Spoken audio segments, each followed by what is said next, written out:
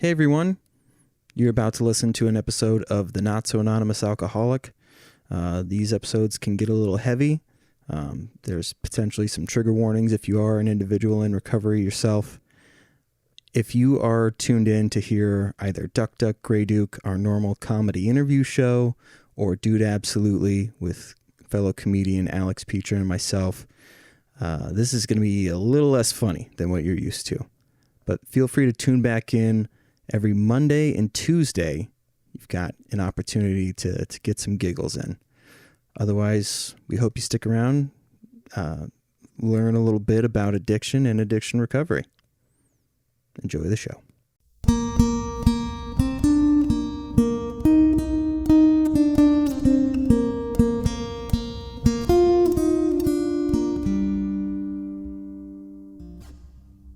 Hi, I'm Kim Duke, and I'm married to an addict alcoholic.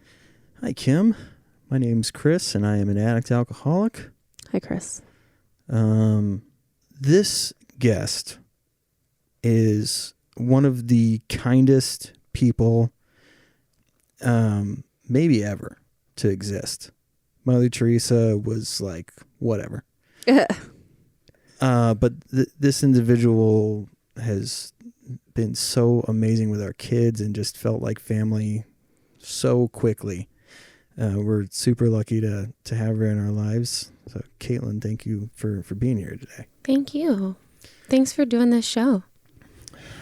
Thank you. I've been nervous. So I got nervous the last time that we tried to schedule this, which is weird because I messaged Alex and was like, does Katlyn seem nervous?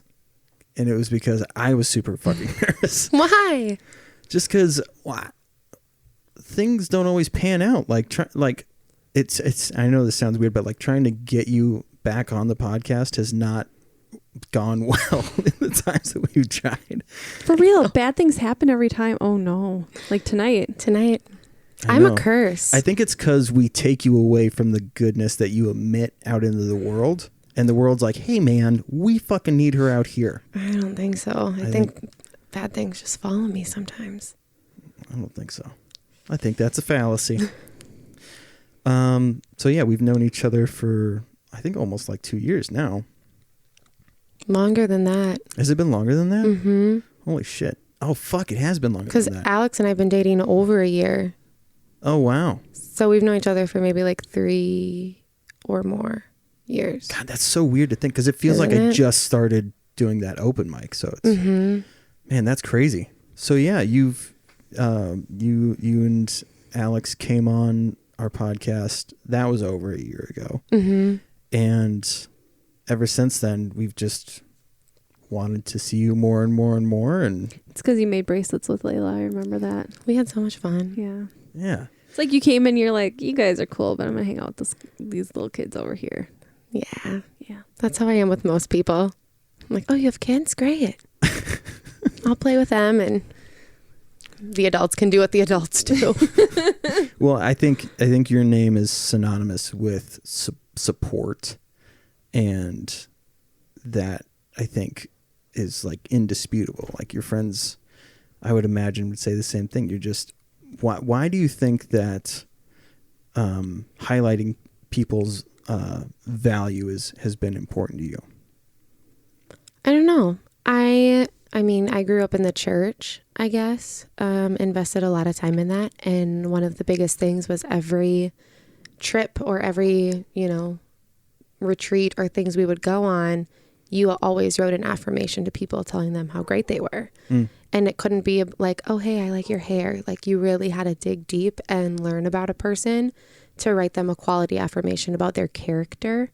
Oh. So I've always just tried to really dig into people because I've personally going through like difficult times in like high school. I used to read through those affirmations all the time to like affirm that I was who I thought I was, not who the bullies at school said I was. Wow. And because they were about my character, they weren't like, oh, hey, Katlyn, you have cool shoes or whatever. It was, hey, Katlyn, you're a great listener. And I was like, great, thank you. Like I would just read those all the time. I still have them. Really? Wow. Mm-hmm. Well, that's super cool, man.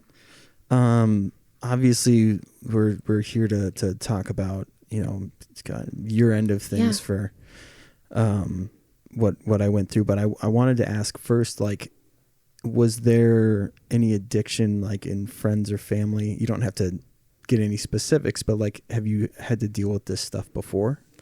I've seen it a lot before. I would say not ever like super firsthand.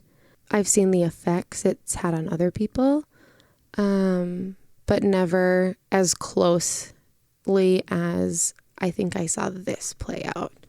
I've wanted to highlight more the way that addiction affects other people, because there's a lot of like, it seems kind of cut and dry in that when people want to help someone who is an addict, it's get them away from their addiction, get them to stop being an addict, and then just watch them be good. And then we don't have to deal with that anymore. So I want to highlight more like what people are going through and what it looks like to them on the other side. But I'm interested too, because I know that Alex has, mental health stuff like we do, depression, anxiety. And when Alex and I started dating, we were actually taking the exact same meds, but then I had an allergic reaction to mine, so I had to go on something different. But we had the exact same medication, which we thought was crazy. That is wild. So, I mean, from your perspective, like, what did this look like as far as what you saw was happening to Alex? Like, because I've owned that I was a shit friend to a lot of people inadvertently. Yep. But yeah, was ignorant to how my actions were affecting people. And so I was curious as to what, if you don't mind, like what that looked like. Yeah. Home life, I guess you could say. And I mean, Alex was on the show and kind of got to talk about that a little bit, but he was really mad at you, like really mad at you. And that was heartbreaking for me to see, because there was this point in time where all Alex talked about was his best friend, Chris. And then it went to like just Chris. And that was a really weird shift, because he, like, there would be nights where like he would just cry because he was like, felt like he lost a friend. Just like when you started quitting everything and all of that, he was like, I don't know how to support him. I don't know. Like, he's shutting me out. I'm trying to text him. I'm trying to call him. He's not responding to me. And so he was like kind of starting to mourn that relationship a little bit, and tried to like pull himself back, because he was in fear that he would get so invested that Alex in the past has had some codependency issues and whatnot. And so he didn't want to take on your full burden and like internalize that. Sure. But then to like, after the incident, like it was more of, okay, how do I help him? How do I be there for him? But also, how do I not get so close, because I don't want to lose him again? Like, Sure. That was Alex's biggest fear when you first got out of treatment and whatnot. That's why we didn't come over for a while, right when you got back, because he was nervous to dive right back into being best friends, Alex and Chris. Sure. Because he didn't want any, like, he was still mad at you and he hadn't worked through that. And he was like, I don't want to go hang out with him when I'm still so mad at him, and I don't want to put that on him. He's like, what if I'm the reason he starts drinking again? Like, if he does, if I tell him how mad I am and he starts drinking, it's all my fault. And he was so anxious about that for the longest time.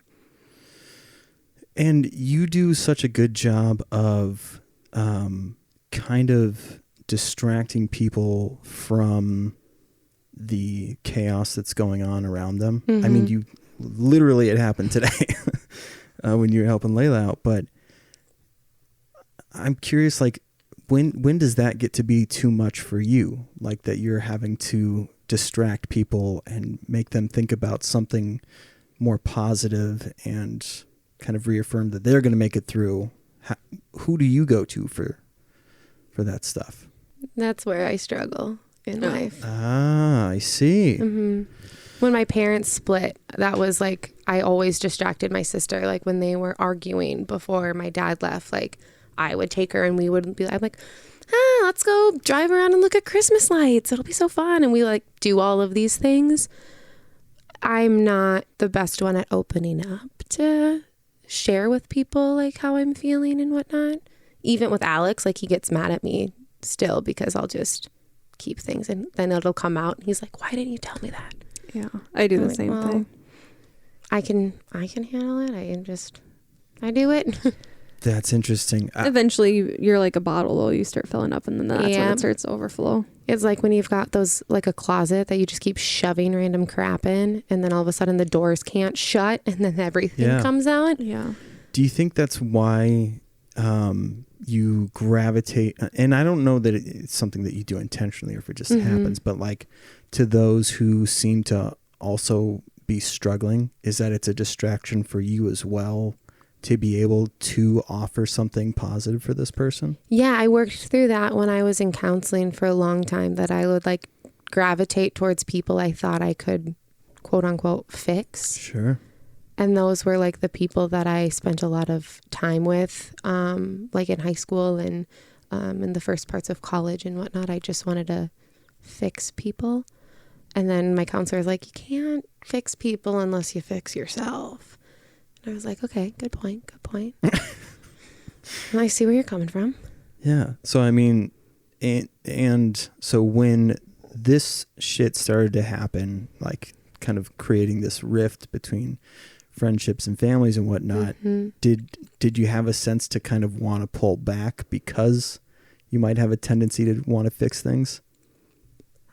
I did not, only because I was not wanting your kids to lose their father. That was my biggest fear. And so I wanted to do everything I could to help because of your kids. It may have been different if you guys didn't have Landon and Layla. I don't know. I couldn't speak to that. But knowing what, like, how influential you are as a father to them now, like my dad growing up was a great dad, right? He did a lot of fun stuff with us when we were little, and then he got lost and he's still lost. And I saw you were getting lost, and I didn't want your kids to have to go through what I went through. And I knew that Kim was a great mom, just like my mom was, and she totally would have handled it really well. But I didn't want that for your kids. So from your perspective, like when did it seem like things were, I don't know how to word it, but like it seemed like maybe we were in trouble? That night at Sisyphus, and Alex and I had to take you to Perkins, and Kim was pissed that you were drunk, and you guys had like a family thing the next day. Yeah. And we were texting. I told you I wouldn't be as upset if this wasn't the first time this happened. Yeah. I was telling you, like, this isn't the first time he's done this. I personally think his drinking's out of control. I had a pretty long conversation with you that night about it. We just texted like the whole night, and Alex and Chris were like talking and whatever, but I was like, yeah. Because you were nervous. You told me not to tell Kim. Right. And that's why I texted Kim. Yeah. Yeah, that makes sense. Which is weird. Yeah, the whole thing is so fucking weird. But like the facade of like, because nothing externally was really wrong, just every now and then and in those instances where like I thought I can't drive home, so I'm being responsible by not driving. I'm hanging out for a couple of hours. And like skipping over the fact that why can't you drive right now? And yeah, it's odd to think back on that stuff and how much sense it made at the time, and then to now be like, that just, it didn't need to happen. Nobody else had that problem that night, right? And I thought that I was a like more put together person than like half of the people that were there that night, and I wasn't. Well, and I know when you started the show, you talked about how you were like a very coherent drunk. Yeah. Like when we were at Perkins, you were cracking jokes. You and Alex made friends with the waiter. Like, you would never know. It was just normal. It was yeah, it's crazy. I would have never known that it was like an issue had I not like tried to like start piecing things together when Kim was like, this isn't the first time. I'm like, we have things going on. He knew that we had things going on. He told me he would be coming home. And at that point, Alex and I were still not convinced that like we like prolonged Perkins because we were not confident in you driving. Right. Which, yeah, probably shouldn't have driven even when, by the time we got back to the car. Mm-hmm. That's another. Yeah, we were nervous. I texted Kim. I'm like, you tell me when he gets home because I don't know. Yeah. Because it's hard. You could never tell with Chris. Like, he's not that, he wasn't like that sloppy, stumbling, can't make sense of his words. Like, where character changes, like when I would drink, I'd be like way more extroverted and all over the place. Whereas Chris has always just been like, he was just Chris. Mm-hmm. Yeah. And that's why for a long time, I didn't realize the extent of it too, because I could come home and he'd be sitting on the computer doing editing and stuff. And I didn't know because he's not stumbling. He's not passed out. He's not throwing up. So actually, I'm more curious about what you guys talked about because like I told you, I lost the second half of those letters. Unfortunately. That night we talked, I told her that this wasn't, I wonder if I still have the text. I gotta pee. You gotta pee? I do. All right, we're going to take a quick commercial break. Commercial break. Hey gang, Kim's taking a wicked pee right now. But I want to talk to you about Los Ortiz. Los Ortiz is authentic Mexican food in Becker, Minnesota. Right off of Highway 10 on Bank Street, right behind the bank. The other night we got their super sampler and it was freaking delicious and fed more than 8 people and we still had food left over. And it was only $30, which is crazy. So head on over to Los Ortiz's in Becker, Minnesota. Right off of Highway 10 on Bank Street, right behind the bank. Enjoy the show. I kind of want, because I talk a lot, so I want you guys to talk about what that was like. Well, another conversation I remember we had is Chris had quit. Mm-hmm. And then we were at Nordic and you saw he had a beer. And you're like, oh. I guess he didn't quit. And you're like, Chris is drinking a beer. And I said, I recall saying something like, that's fine if he has just one because at least he's nicer if he has just one. Yep. Because you were so, like when you were withdrawing, you were just so angry and mean that it was really hard being around you. Mm-hmm. So I remember saying that to you, like, yeah. I remember one time when Kim was saying that, again, like that you weren't support, like you didn't think she was supporting you and you were like only in the family to like bring in income. Like you were really going off at her one day. You told Alex that Kim only wants you around because you bring in money and can help pay the bills.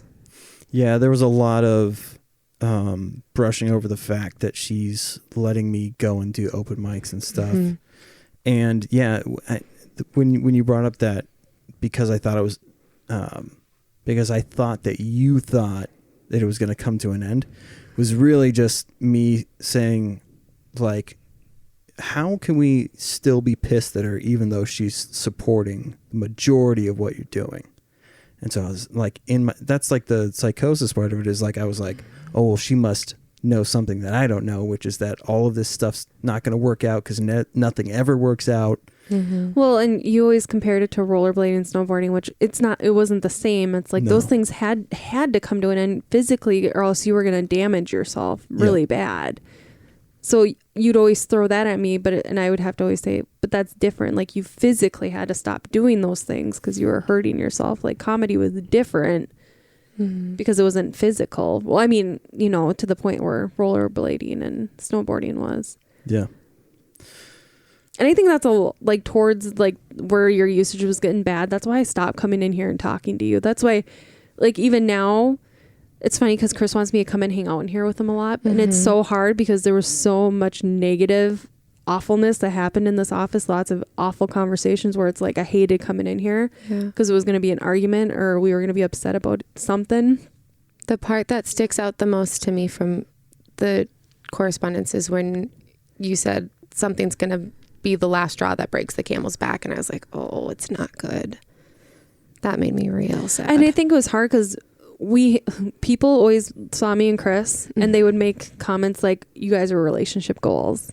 Oh yeah. Like they always put us on this pedestal, and like it was so hard being up on there because you didn't want to complain or say anything about like Chris is a great person, and I never wanted to say to other people like all the shit he was doing or all the like negative things he would say, because he is a great person. I want people, like, it's hard because especially when you bring people into your relationship and they know your stuff. Like I've been a part of that where I've been good friends with someone and they tell me all this awful crap, and then it's hard like meshing back in with the couple because you're like, oh, like, yeah.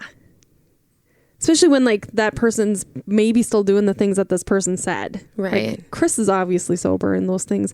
It's like, yeah, oh, you guys are relationship goals. And it's like, but we're not. We're just as messed up as everybody else. Like we just put on, you know, you only put out on social media things that you want people to see. Yeah, I think that was extra hard for people to digest because when I would talk to people about like struggles that they were having in their relationships and things like that, I would always say, like, no matter how like mad Kim and I get at each other, I always say, I love you and I know that there's nobody else that I want to be with. And then for them to see me flipping that switch, and it's like, you were just saying that all of this stuff is like, no matter how hard it gets, you always have to say that you love that person, but now you're lambasting her and basically making it seem like she's the reason why you're unhappy. Like that nothing's making sense.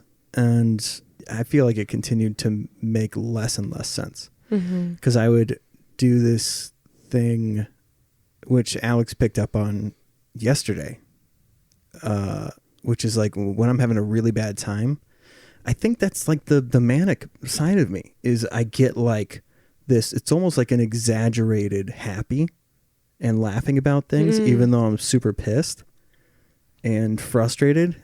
Like I'll get like jittery and like weird, and there's so much stuff that is making more and more sense. And the more that I find that stuff out, the more I go like, oh, okay, well, how can we like be better next time, rather than internalizing shit and having these like tantrums is really the only thing that I can think of because they don't make a whole lot of sense. They're just these weird outbursts, and I know that it's not actually how I feel. So it's one thing too I caught on, like I just realized when you were talking about all that stuff about the kids and all that, it's when you were in treatment, Katlyn would text me and ask how the kids were doing a lot. I was really concerned about them, especially Landon. Yeah. I was very concerned about Landon. Yeah. I forget. Did you guys get like hang out at all when I was in treatment? No, I shut down. She did. She tried. She absolutely tried. I told you that you shut down. Yeah, but that's what I did. Is if I can put on a front to other people, then they won't know that I'm not okay, because I had to be okay. Yeah, I had to be okay because the kids. I had to be okay because your parents. Because your mom was having a really hard time. Right. You know, she was dealing with the loss of a nephew and then almost the loss of her son. And then, you know, mourning all these things that your parents didn't really know about. I mean, I would talk to your mom so when we did Christmas, your mom was like, hey, do you need a massage? Because she could tell that I was really upset. And she knew that your drinking was getting like bad, but I didn't tell them that's your parents. I didn't tell them like, oh, I said, yeah, he drank too much last night. He was out with some friends. I was upset because your mom could tell, but I didn't like go, well, he did this and this and that. But yeah, your mom kind of knew. So obviously she was, you know, dealing with that. And so I had to be strong for everyone around us. Well, and I kept it. I think it was gaslighting, because I would give examples of how often other people did much worse than me. Like there's a couple of my brothers that I was like, hey, have you guys ever been too drunk to drive home? And they were like, yeah, of course. Have you ever left your credit card at a spot? Because he left his credit card somewhere, and I was upset about that. It was there. It was at Sisyphus. I forgot my credit card there. And then he brought it up in front of his brothers and my sister-in-law. They're like, oh yeah, we've done that before. And I would get so frustrated. Like, just because you guys have done it before does not mean that Chris doesn't have a problem. Right. Like, but he would try and make it, and then like you couldn't talk. I mean, Chris's brothers drink quite a bit. So it's like, you can't talk about it with them because it's normal for them. Right. It's scary to think that I was so good at that. I wonder, like, in like manipulative relationships, what the turning point is to where one of them or both of them says, I'm so good at this that I'm going to see how far I can take it. And this is just going to be the relationship from now on, is I'm going to make you think one thing and then go and do another thing. Like it. Maybe that's the cluster B traits that you have, is when you were manipulating situations like that. Oh yeah, maybe. What is a? Well, I know Chris's diagnoses because I have his Don't my say chart on that. my phone. Don't What? say that. Don't say that. Okay. I don't want you to get in trouble. So I'm not. I have access to your medical things from my chart. I have your login to my chart. You gave it to me. I'm not going to get in trouble if we're married and you gave me your login to your. All right. But I read his discharge paperwork on his discharge. So she was stuff. trying to prove that I wasn't fat. No, this was different. We were talking about your diagnoses, what you were diagnosed with, the hypomania, because we wanted to figure that out. Remember? Oh yeah. Yep. And then he has access to, which is where personality traits go in, and he has probable cluster B traits. So not diagnosed with an actual personality disorder, but he has some traits in which, honestly, I'll be honest, we all have some personality traits. Cluster B is more like the borderlines and all that. Sure. Whereas manipulative behaviors in there, Sure. erratic behavior, relationships don't always pan out, attention seeking, stuff like that. Yeah. Yeah, that was another scary thing about coming home today, was I didn't know how to verbalize like the fact that I've always wanted to be in the limelight and have something important to say, but I didn't really give a shit how I got there. In the past, it was like, I'll just get there because I feel it in my bones of like, this is where I'm supposed to be and this is what I'm supposed to be doing. This is the first time we're getting there, and is any of the stuff that I have worth anything? So I think having that thought is a lot better. It's way less narcissistic than I was being in the past, where like I would think that I could do stand up everywhere, and that it was for some reason like important for me to like let people know that I do stand up, and like almost like, you're going to want to remember this joke when I'm famous and on Comedy Central. Like, there's so many things that, it's frustrating to be like, it's a negative part of me, but it's also what I'm doing right now. Yeah. So how do I make sure that it's not negative? You used to think you were the greatest comic, and you're like, I hate when Kim calls it just a hobby, because it's not a hobby. This is going to be my career. I'd be like, that might be the cluster B traits. all right. Yeah, for sure. Another thing too is why I didn't hang out with you, is because I knew if I hung out with you, I'd break down, and I wasn't gonna do that. Yeah. I have the same sort of coping mechanism of just like wanting to be by myself. So I did force myself in here one time when you were in the hospital. You did. That's right. You came over after. I came over Nordic. I just kind of forced myself in, and I could tell like Kim was like, thanks for coming, but I don't want you here right now. That's right. You came over after Nordic. Yeah. And then I would just check in, and I was like, I don't want to be the person who is overly checking in, because I was like, she's got so much and so many people to keep up with right now, like your family, her family, the kids. I was like, I don't want to overwhelm you with text messages, but I was like, I also want her to know that I'm here if you need me. And so I just kind of like left it at that. There's certain people that when shitty things are going on, you talk to, because you know that they're not going to dig deep. They're not going to, well, I mean, I don't know about you so much, but I know me, like when I was having hard times, Alex unfortunately got a lot of that, because I felt like the only person that kind of understood what I was going through. But in other regards, I would talk to people who I knew weren't going to be like, hey, so you all right? Everything okay? I talked a lot with my coworkers because they don't personally know Chris. They haven't met Chris. So where it's like family or like friends and people that we know Chris in person, I had a harder time. I didn't want to talk about it as much because like with my coworkers, it's almost like a therapist. It's like that non-biased. They don't know Chris. They've never met him. They only, so, and if I ever hang out with them outside of work, then I do but these are coworkers I haven't yet because we're all so busy. We all have our own lives. So it's like, okay, you guys are like a neutral crowd. I can vent to you about what's going on. But even like some of my friends, like one of my best friends from childhood that I talked to every day. Yeah. I didn't tell her for days what was going on. Because it's just like, and she knows Chris they grew up, they knew each other before I met Chris. And so it's like, I didn't want, because like I said, I've had that before where you get this negative idea of somebody and I didn't want that for Chris because I knew he's a great person.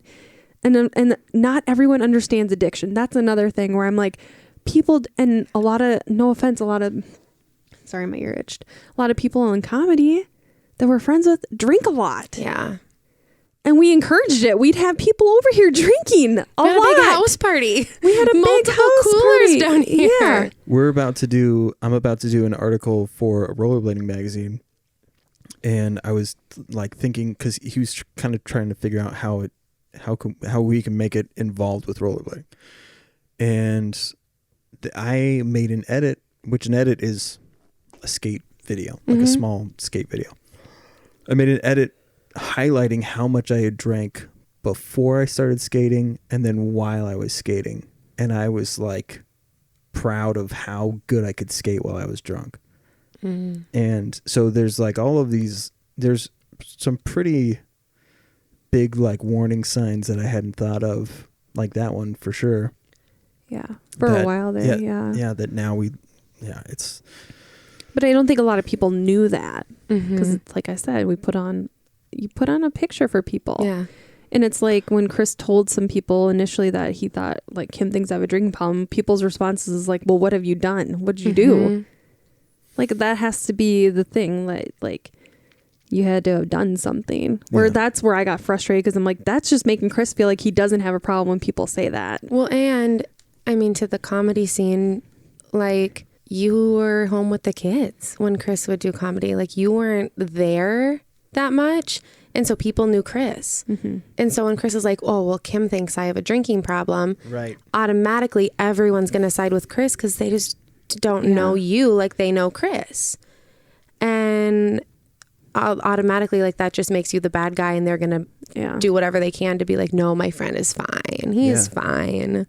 But then I noticed towards I don't want to say like towards like the peak of anything because that's wording's not right. But when things started getting bad, like when I noticed things started getting bad, Kim started coming around to comedy more.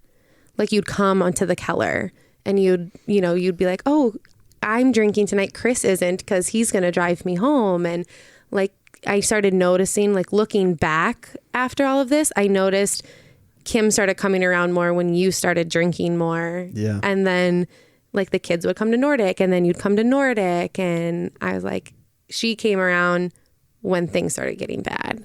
Well, yeah, because at that point, if there was an opportunity for somebody else to be drinking with me, or if I was giving them the excuse to drink, then it made me look like I'm fine. And like, isn't it nice that I'm taking responsibility tonight and not drinking? When really, almost all of those instances where it was like Kim gets to drink tonight, I still would drink. Yeah. When we were out too, so it was like. It's just a lot of bullshit. And I like back to the comedy thing. I went out of my way for a lot of people. So I think I built this like almost like a trap where it's like, if you turn your back on me, you're also saying fuck you to all the stuff that I did. Yeah. So don't fucking turn your back on me because like there's a lot of bad shit. This is why the friends of addicts need to be highlighted, because if you stick around and you get to see like a quote unquote normal or better side of them, awesome. But a lot of times people don't get to see that. They only remember them in these really shitty instances. Like they were fine for a little while. It got bad. Looked like it was going to get better. Got worse. And then they just dropped off. So for this is for the people that, you know, didn't get closure in that regard. I hope you know that if whoever you're with or, you know, had in your life before, if they were able to get sober, they really want you to know how fucking sorry they are. Yeah. I joined this like support family group on Facebook, which is like the most depressing group. I might have to get out of it just because you read all these horrific stories. And like, I always think like, man, things could have gotten worse. Like reading some of these stories, like some lady's partner relapsed on whatever drug it was, ended up in jail. This is how many things she supported this person through. And then he's in jail now. So she's trying to figure out visiting and come to find out his girlfriend had filled up all these visiting times, but this is his girlfriend he lives with. She just found out he has this other girlfriend. Oh my. And it's just like, you read all these horrific things, like kids that had, like people are posting obituaries of their loved ones that had just died from overdoses or whatever else. And it's just like, holy crap. And like all these people, like, what do I do? He went to the grocery store, he came back and now he smells like alcohol and he's been sober for 4 days. And it's just like, oh my gosh. Like, it's kind of nice because at the same time, like, as sucky as it was that Chris went to the hospital and everything happened the way it did, like we got very lucky. Like he got into treatment, a good treatment facility, and we had all that support, because I feel like a lot of people don't have that, or they don't catch the addiction early enough, or they don't have as much support, or. And I don't want you to like downplay the experience that you had because somebody else's experience was quote unquote worse. Yeah. Like that's your experience, and looking at it as, oh, well, it could have been worse.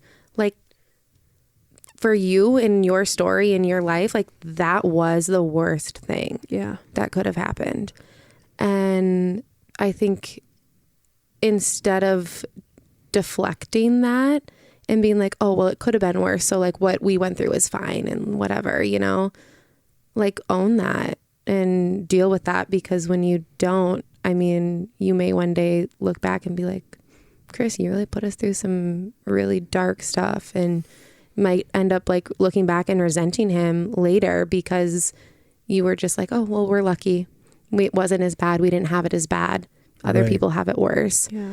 Like owning really what you went through. Yeah. Well, that's, I say it all the time, but it's the starving children in Africa argument. I think the only thing that, like, obviously I was upset about the whole situation, but the thing that upset me the most is the fact that the kids were here and they could have been the ones that found Chris. Like, and the trauma that child experiences, that never goes away. Because I work in the ER with people that are like, yeah, I saw my dad kill himself. I saw my dad do this. My mom do this. And it's like, now they're in the ER because they want to die because of things and it's like, that's the thing that like killed me out of everything, is that Landon was there and saw. Well, I remember you telling me that you were like, I knew, you know, like things have happened before, but never when the kids were home. And I remember like almost for word, you were like, I never thought that he would try something with the kids home. I always trusted him with that. And now I don't. Yeah. I still get nervous. Like, I thought I wouldn't, but the day you came home when you were shaky and all that, and Matt drove you home. Oh, yeah. And you took like a 5-hour nap. I was at work thinking, oh my gosh, like I kept checking, like, cause your active thing on Facebook, and it was like, he hasn't been active for 4 hours. Like, then I was starting to get really nervous. Like, what if something bad happened at work and he didn't tell me about it, or he got fired, didn't say anything. Now he's at home and he's doing something to try to end his life, and I like that, and I'm like, no, he would tell me, we're in a different place, but I like that fear came back over where I had to like talk myself down and be like, no, it'll be, he's went home because he doesn't feel good, and I know he doesn't feel good. Yeah. I don't know what to say, I guess. Yeah. That's just, I mean, I talked myself down, but it was like, okay. And then when he texts me like, yeah, I took a nap, I'm fine. I'm like, okay, yep, he really was sick. He's fine. Nothing happened at work. Because then I feel like your brother who drove him home would know not to leave you alone if something bad happened at work. So I'm like, Matt wouldn't just drop him off if he knew he got fired. Like, he knows better than that. So I had to, because his brother, one brother was the one that first found him his last attempt. And he's always been hyper vigilant too. Because one day Chris was like super late for work and he was texting me like, hey, is Chris okay? Is everything going okay? And I'm like, why was Matt texting me like that? And I'm like, oh, because 2 years prior to like now, something happened. So I'm like, okay, Matt wouldn't just drop Chris off if something was going on. Yeah. And well, I mean, we say it on here all the time that sobriety doesn't wipe your slate clean. There's still all kinds of trash and stuff left behind. And there are things that when that trash kind of starts to pile up again, makes you feel like, am I being brought back to that place that we were in? I mean, it is trauma, actually. I shouldn't downplay it like it's not trauma. I don't know that we've ever said that. Like, that is having to live with somebody who's attempted suicide twice in the home that you fucking live in every single day. Yeah, that deserves some appreciation as to the shit that you go through. And it was for like, not just for you, but for the kids too. Yeah. And it's like that, the vehicle he attempted the last time in too, I had a hard time even going in the garage or even thinking about driving that vehicle for a really long time. But then we like you just drove the vehicle to work the next day. No, you went to the hospital that time. It was when you attempted in your vehicle and you just went to work the next day. Yeah, that's what I thought you were talking about. But yeah, I had But this time around, I threw the sweatshirt away because I knew I would never wear that sweatshirt again. I'm like, there's no way I can have this sweatshirt in my house. Like, I even considered like tearing apart the closet and rebuilding the closet just because it's like you live in this house, you look at things where things have happened. Yeah, that's the like ugly side of I think adult life is like you can't just change everything. Like, you're in whatever economical situation that you're in, and sometimes you just have to live through that shit, which sucks. I think it does help that we changed the office up though. Yeah. Like, because before we drank on that table, the way the table is set up, that's where we podcast and would drink and podcast. And that's where, you know, we would argue in this room. Now changing it up, it does feel different. And maybe it does feel different because we got rid of all that. Yeah, we did change a bunch of stuff. Got rid of the desk. There's a treadmill that's always in the way. Yeah. But even changing the colors and the mood. Yeah. Yeah. It's more inviting. Yeah. Yes. It doesn't feel as, it felt just being in this office for a long time just felt maybe heavy. Subconsciously Heavy is the word. That's why I wanted to change shit, was because I wanted it. There was dark. Like, when we flicked the lights off, it was right back to the way that shit used to be. Yeah. Oh, 100%. Yeah. That's really interesting. When we redid all this, we got rid of Chris. There was a suitcase in the closet that Chris would hide the alcohol in, and we still had it in there. Like, it's like, let's get rid of this stuff, all this stuff that has all this negative connotation to. We don't need it. Right. It's just stuff.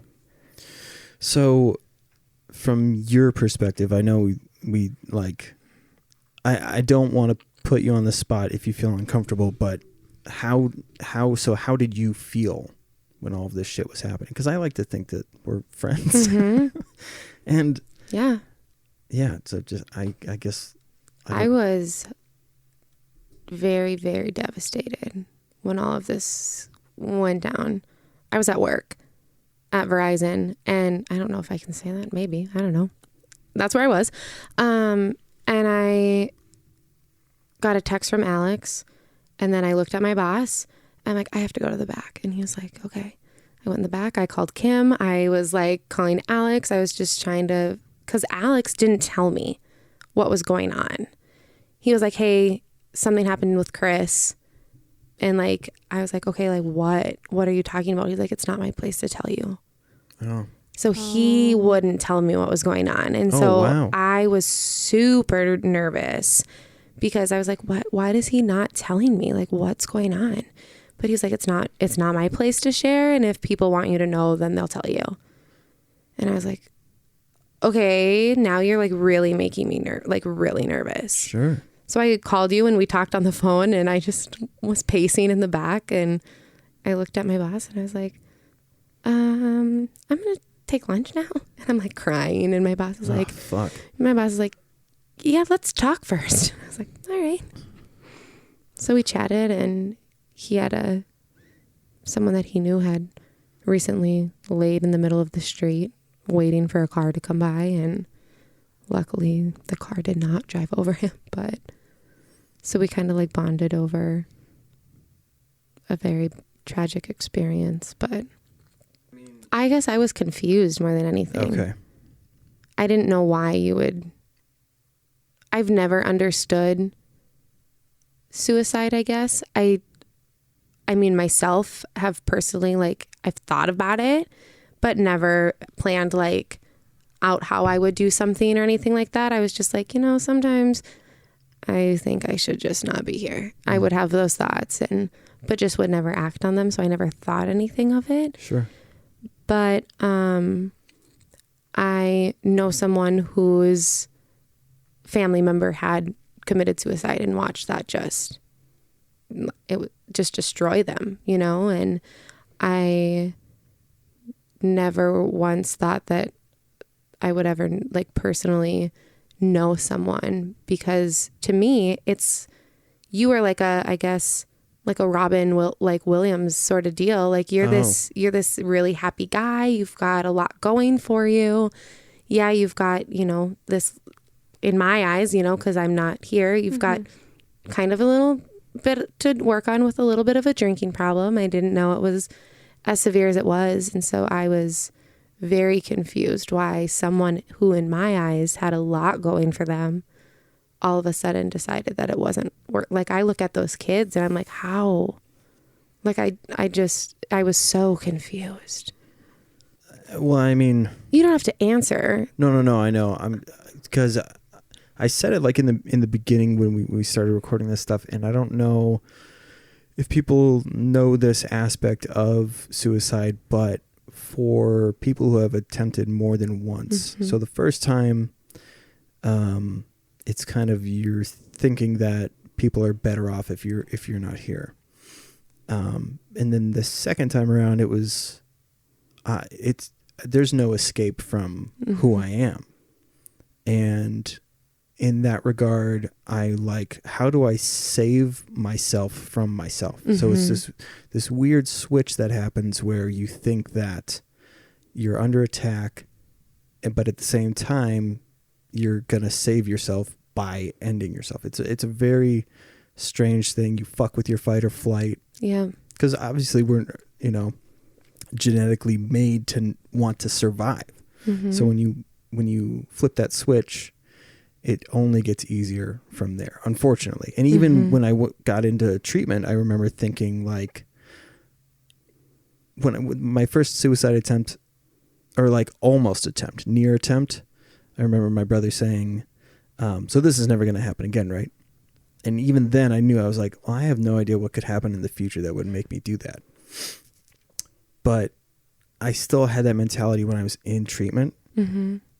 And it's only the more, so like when, I know Kim, you didn't want me to like accept or like try to fish out that I have any more mental health issues than I already have. But the reason is because I want to know how to protect myself from thinking that that's an option anymore. If there are these things that are underlying, rather than just being like, who fucking knows, man, I might try and kill myself again. I want to know why I think that that's okay, or that that's even an option. So yeah, there was the more scientific shit that I learned when I was in treatment. I was like, oh, your mind fucks with you like constantly. So the only way to beat it is to learn more about it. You know what I mean? Yeah. The other thing I found really confusing about the whole thing that I'm not sure I've ever talked to you about, I guess, was when you got out of the hospital before you went to treatment, you came to Petra's Picks. Yeah. At Nordic. And I was so confused. I was so happy to see you, but I was so confused. I was like, I thought he was going to treatment. I thought he had I thought he was dealing with some stuff. Like, I was so confused to see you there. Yeah. I think the codependent side of me, I think I thought that they needed me. And that even though my whole fucking world got tipped upside down, that I was going to save the show for some fucking reason. But yeah, I definitely shouldn't have gone. Like, looking back on it, it was amazing to see people, and Comrade was there.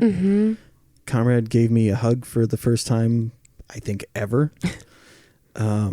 And yeah, I thought, I for some reason thought that I was going to be there to help the show, and absolutely not. I mean, yeah, it's it's hard digging on the difficult stuff with you because there's so much light to you that. Sorry. Yeah, could you turn down the brightness for one fucking second? Which is funny because I'm not a surface level person. I don't like the surface level conversation. Like, if I'm going to have a conversation with you, we're going to have a conversation. Yeah. You have such a way of making it seem like, not that it's okay, but that these things happen. And it's like going to your parents with something really heavy, and you're nervous to tell them this really heavy thing, and then being surprised at how supportive they are of whatever it is that you have to tell them, like wrecking a car or doing bad in school. Like, you are that person. Like, I feel like every time I bring something to you, it's always, I'm relieved at the way that you react to anything that comes at you, at least that I've brought to you.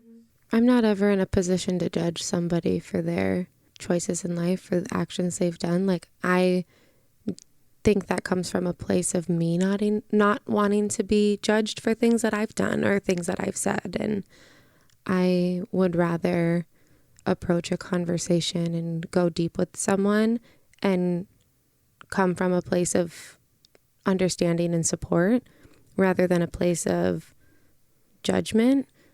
But I also don't want to dwell in that bad place. Right. Because that gets to be really dangerous when we just sit and we dwell in this. Yes. Instead of, okay, so we're here. What are we going to do about it?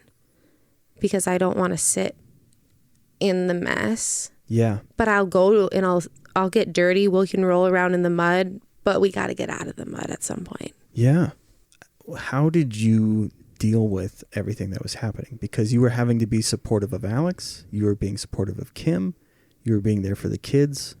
What was it that you did to get through that shit? I don't know. That's not a great answer. But like, I don't know. I've never really been one to have like hobbies or anything like that. Like, me either. People are like, what's your hobby? I'm like, nothing. I don't know. I go to work and go home. I come home and cook and clean. So maybe, I mean, I listed those things, but was that what got you through it? Was the fact that you got to be there for them? Probably. That's interesting, because it's a dangerous thing, but at the same time, if you're able to come out the other side, that's an interesting thought. It's like supporting others distracts you from the fact that you might not know how to process everything that just happened. And then by the time everyone's better, you were able to keep your head above the water. And it's like, okay, now we're all above the water. I think or maybe subconsciously too, not with me, but maybe, somewhere with, Alex and with Kim and whatnot, by me supporting them, I also in exchange got to share. And so it was more of like we're supporting each other, even though it came from more of a place of I'm going to support you. Sure. Like Alex and I would have conversations and I would spew out like, yeah, that's really crappy that Chris did that. Like, that sucks that he's not returning your calls. I'm really sorry for you. Like, and then I'd go, he's not responding to me either. And Alex would be like, okay, so he's not just ignoring me, he's also ignoring you. Like that was a way like I was supporting him, but also by me being like, hey, he's also not responding to me. That also kind of sucks.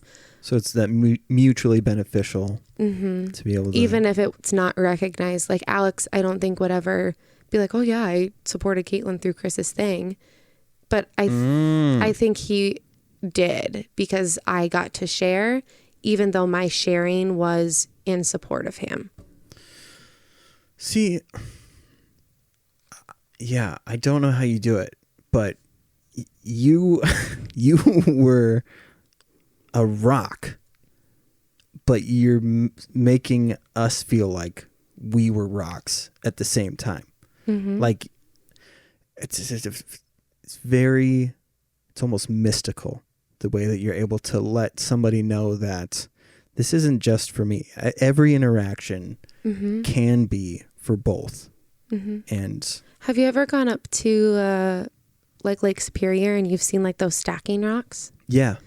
I like to be the bottom rock, but without all of the top rocks, the bottom rock has no purpose.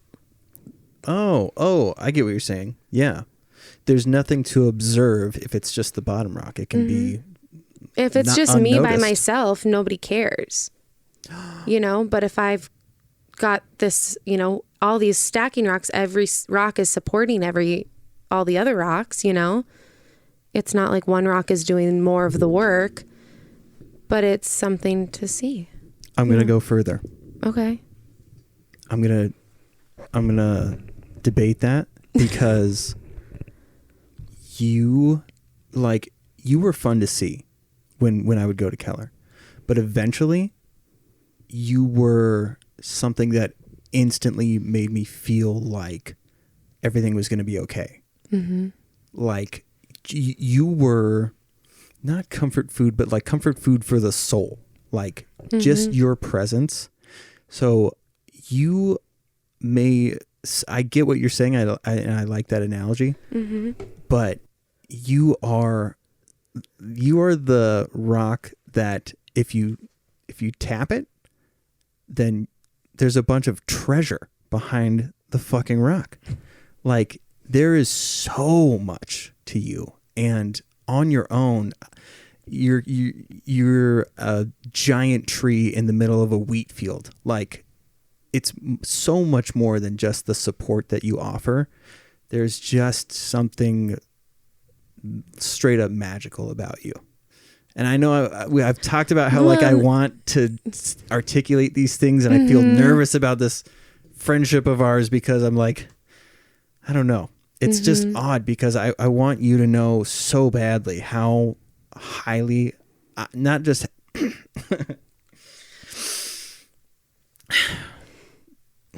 not just how I view you, but I feel lucky that my family gets to have that in their lives too. So yeah, you mean a lot, and in a really big and like quiet way. Like you can be loud, but you in a without disturbing anything, you're able to like make things feel better. And sorry for turning into a baby, but yeah, you just mean a lot. And I've struggled to like find how to say that to you, and yeah, so fuck. I think you give me too much credit. Kim, anything? What time are we at? I'm just worried about the kids. I'm sorry. They're out there. Yeah. I mean, we're at an hour. Katlyn, is there anything? I'm gonna I will probably cry now too. Okay. I am not one to normally share a lot about myself. I'll listen to people and their stories, and I'm not one to necessarily open up. And that comes from a place of being very afraid of rejection. In school, I, had this core group of friends. And then all of a sudden one day they didn't want to be friends. So I was the girl who ate lunch with her physics teacher every day in his classroom. So ever since then, I've always been really afraid because people always leave. My dad left, my friends left, and I worked really hard on not trying to let people very close because they will leave. And the Keller, Mike, and meeting you and some of the other comics there, none of you have ever left. And I don't know why that is. Because in my eyes, I'm like, why do they still want to be friends with me?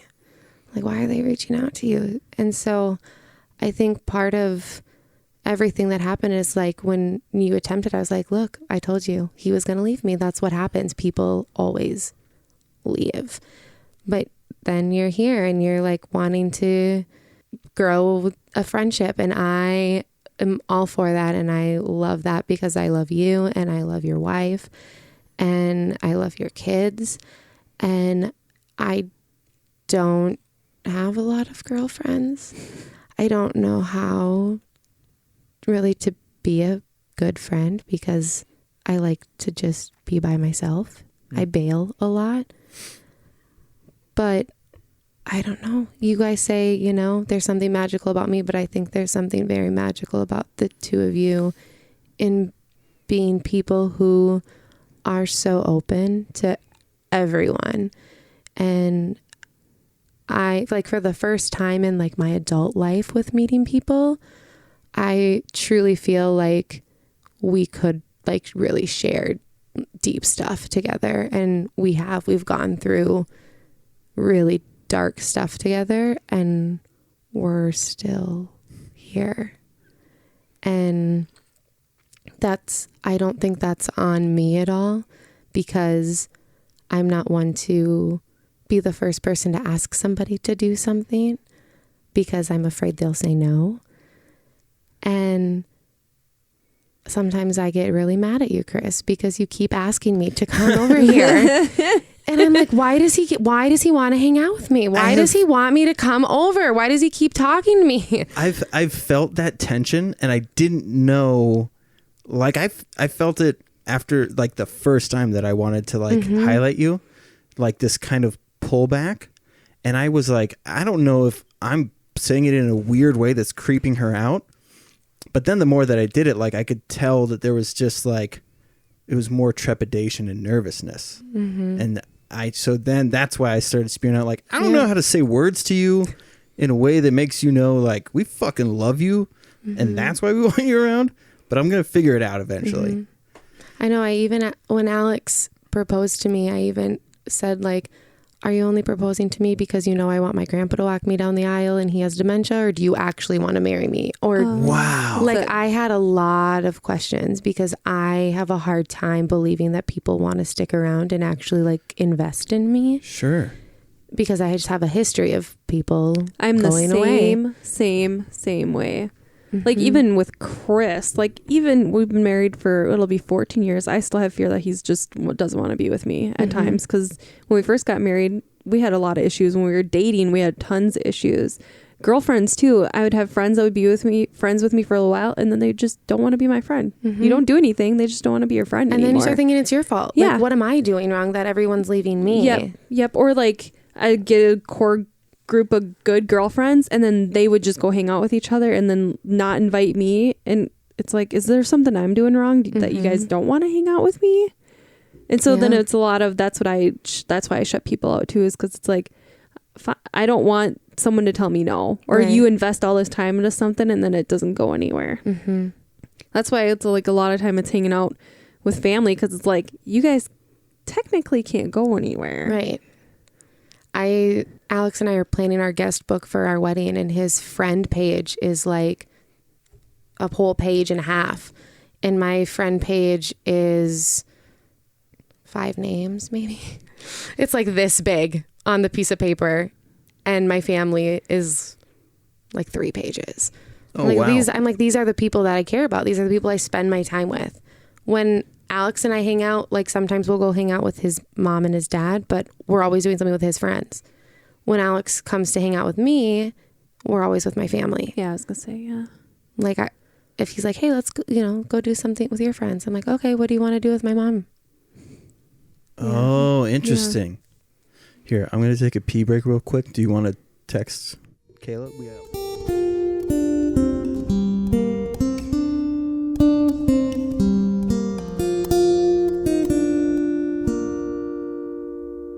Remember that I had a bad dream about you last night. Oh, yeah. Mm-hmm. Okay. Yeah. You know what's weird? So I thought, like my heart was racing earlier, and I was like, oh, because of the altercation with the dad. Yeah. But then my brain was like, we don't actually seem to give a fuck about that. And so I was like, why the fuck? It's because of that. Because I was like, I don't think I'm going to be able to, I'm going to try, it'll be another attempt at trying to articulate this shit to Katlyn, and it's going to fucking flop again. Because now my heart feels 10 times better. I'm still anxious, but I still am too. So Matfield, I was telling her about the dream because Matfield you were in the hospital. You must have relapsed because you were being like mean like you used to, and Matfield, and I think it was Royal, even though I had only met him once because I didn't really see his face, but Matfield's like, Kim, listen, Chris is gonna come stay with us for a little while, and I was just on the floor bawling like, you can't just take him away from me. Whoa. Yeah. Wow. So every time Matfield's been posting on shit today, I'm like, can't take my boyfriend. That's really funny. So what's his question? His Did question, you just call Chris your boyfriend? sometimes I do that to spice things up. Like, it really throws people off too when I'm like, my boyfriend, and they're like, aren't you guys married? In that fantasy, I wear a size 29 jean. Whatever. What has I don't know what that means. 29 waist. Yeah, I still don't know what that means. What has Skinnier. been the thing that surprised you most over the last 6 months of recovery? Why don't you go first? Just how happy you seem. Like, he hated going to his parents' house, and you still kind of do, but like, you're more willing to go and do things. It's for different reasons. It's laziness now versus what it was laziness before. Yeah, but he's like more willing to go do things. Like, hey, let's go to your parents' house, or like even family events. Like, Ashton's birthday is gonna be on Saturday. Okay, like he's willing to do that. Before, when we'd say anything, he's just like, I'm not gonna go. I don't have to go. And it's because oftentimes he wanted to be home and drinking. That's interesting. I'm actually curious. What changed for you over the last like 6 months with all the, because there was a lot of shit going on in the comedy world. You and Alex were trying to figure shit out. I'm gonna answer Matfield's question in recovery for you. Something I've noticed is you actively reach out more. Interesting. With things, and you are actively trying to, like, you texted me the other day and you were like, hey, how do I like put this stuff on here? And Alex was like, oh yeah, you got to use like, you'd use a hot glue gun. And you're like, oh yeah, hot glue gun. Like, before, I feel like you would have never called us to be like, hey, you guys, what do you think about this? Yeah. And I feel like you're actively trying to not overwhelm yourself. Like, Alex was jacked when you asked him to make an email and a Facebook page for your other podcast. He was so excited about it. He's like, Chris is like letting me do stuff. Oh, that's so funny. And he was so excited about it. But you're like willing to give up, I think, some control of things to have more time with your family, so you're not stuck in this space. Yeah. You're like willing to just be like, hey, yeah, make the email, make this Facebook page. Hey, look at people who we could might want to sponsor us. Hey, do this. Oh, sorry, sister. Like you're relinquishing duties, and you never did that before. No. That's interesting. Yeah. The weird thing is, like, I thought that I was helping by taking on these things. I don't want you to worry about anything. I'll take care of it. Don't worry about it. I think we've always talked about the mental health stuff, but I think owning my shit in a way that I say, like, I articulate, I'll say, like, I can't think of why this thing isn't working, or how come I can't figure out XYZ. Like, rather than getting frustrated and trying to muscle through these things, I go, I can't see it. I don't understand this. Help me understand. Mm-hmm. You know what I mean? Yeah. So I think I do that more. You use your words more. Yeah.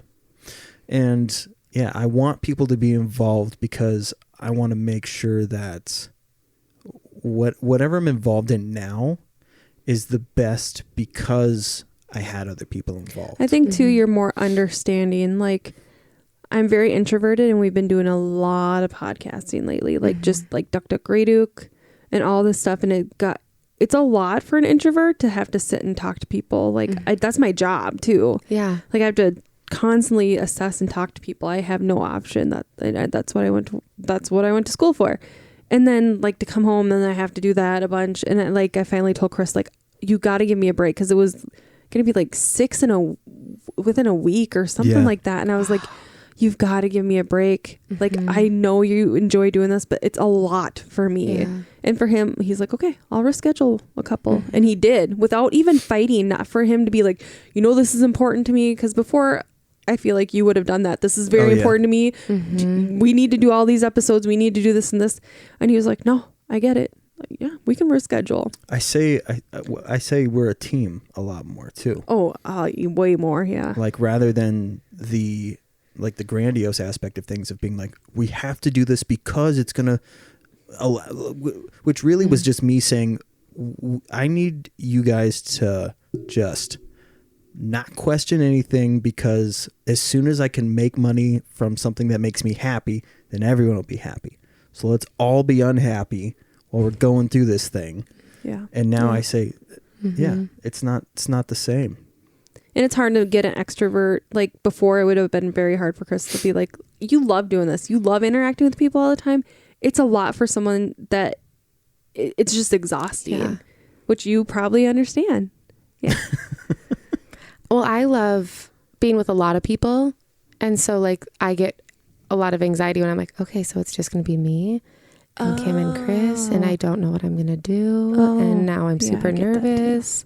Yeah, I noticed Alex last night when he was like, yeah, I'll come over and I was like, that seems kind of odd. Like, yeah, I'm glad that things panned out the way that they did, because I have for almost a year now wanted to highlight the aspect of you that I am, like, I feel genuinely lucky that we get to have you as a friend.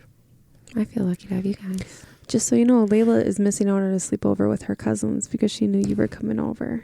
Which is, I don't think you understand. She was coming over to play. Well, she knew that you were, but that's like, Layla gives up time with me, even though she cries that she doesn't see me very much, to have sleepovers with her cousins. So that's how important you are to Layla, that she was just like, nah, I'll have a sleepover. I'll just have grandma pick me up tomorrow. Yeah. Well, so do you have, the last thing that I like to ask is, is there any advice that you have for people who don't necessarily know how to be support for somebody who's going through these types of things? Just to listen. I like that. That's the best thing, I think, is be fast to listen and slow to speak. Nice. One One thing I'm trying to get better at too is with the listening thing. I always feel like I'm listening to someone and then they'll say something and I have something I want to add on to it. And I have a hard time letting that go and just listening to that's why I feel like I didn't talk a lot in the beginning of this podcast, because I was just listening, because I didn't want to be like, oh, well, wait, but this, because then I'm not really listening to what you're saying. Right. Yeah. That's for the other podcasts. ADHD. Oh, yeah, you can do that on your dude. Absolutely. You guys, both of you, ADDs. Yeah. Our podcast is basically, you know what that reminds me of? Yeah, that is. I would say the only other thing I have to add before we are done here is that I think you two don't get enough credit for doing what you're doing. I've heard people say that, but I don't know what that means. So you started this podcast as a way to help you navigate all of this, I mean, you came home and you couldn't go anywhere because you had to stay at home, and you couldn't go to meetings and you couldn't do whatever. So you started this show to help you.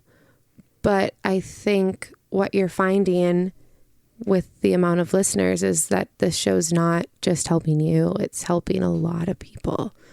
And I know that there have been people who have said to you that you're, only doing this for attention. And I know that that's not where this came from. That's not why you started this. I know your heart behind it.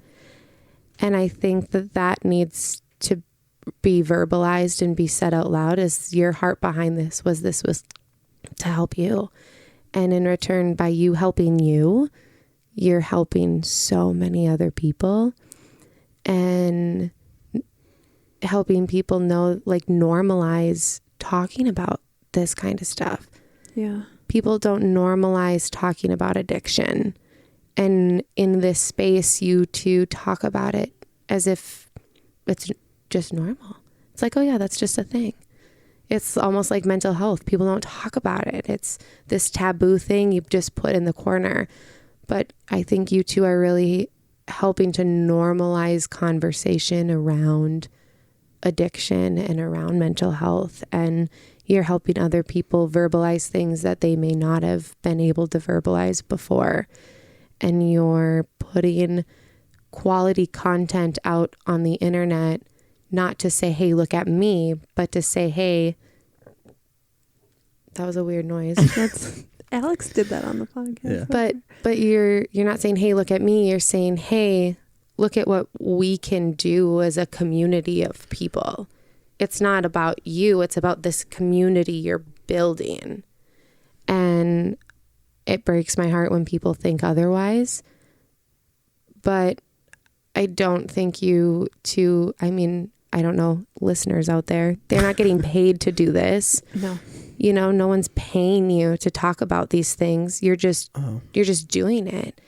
And people listen and, people might comment, but I don't know if anyone's ever just really taken the time just to say, hey, thanks for doing this.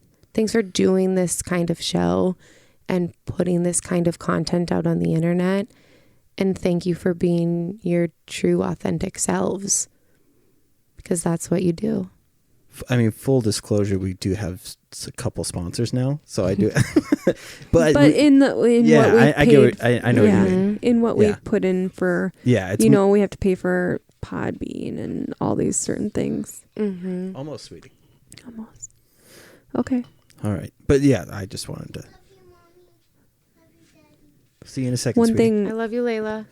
One thing too, with being in that group, one thing I've realized and I didn't do myself is as a what person, group? The Facebook groups I joined. Sorry, I was right there. The Facebook groups I joined and reading all these people's stories is one thing that I've started realizing I didn't do, which you tried to get me to do, is the person supporting the person also needs to take care of themselves. Mm-hmm. And thankfully, I'm pretty resilient. I haven't had a breakdown or anything. So I kept telling Kim she needed to cry. Yeah. I did cry. I didn't cry. You've cried on a couple episodes here. No, while you were gone. Things were happening. Oh. I did cry one day when you were in the hospital. And then I cried that one day on the phone with you when you told me to let it out. And I was like, oh, you ready for this? And I did. I bawled. Yeah. But yeah. It's just hard to cry now. Well, we've cried on episodes, but it's harder to cry now because seeing how well he's doing, that's okay.